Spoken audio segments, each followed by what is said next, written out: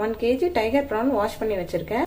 பச்சை மிளகாய் சேர்த்துக்கலாம், இஞ்சி சேர்த்துக்கலாம், கொத்தமல்லி, இதோட லெமன் புரிஞ்சு விட்டுடலாம். இப்போ இது எல்லாத்தையும் அரைச்சி எடுத்துகிட்டு வந்துடலாம். ஒரு மிக்சிங் பவுலில் ப்ரான் சேர்த்துக்கலாம். இதில் நம்ம அரைச்சி வச்சுருக்க மசாலா சேர்த்துக்கலாம். 1/2 ஸ்பூன் மிளகாய்த்தூள், 1/2 ஸ்பூன் தனியாத்தூள், சீரகத்தூள் சேர்த்துக்கோங்க.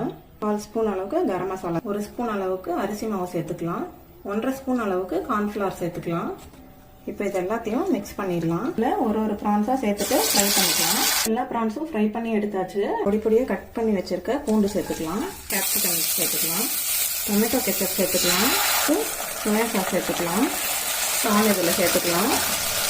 இப்போ ஒரு கப்பில் 1 ஸ்பூன் அளவுக்கு கார்ன்ஃப்ளவர் சேர்த்துட்டு தண்ணியும் சேர்த்து நல்லா கலந்து வச்சுருக்கேன். அதை இதில் சேர்த்துக்கலாம். ஸ்பூன் அளவுக்கு சுகர் சேர்த்துக்கோங்க.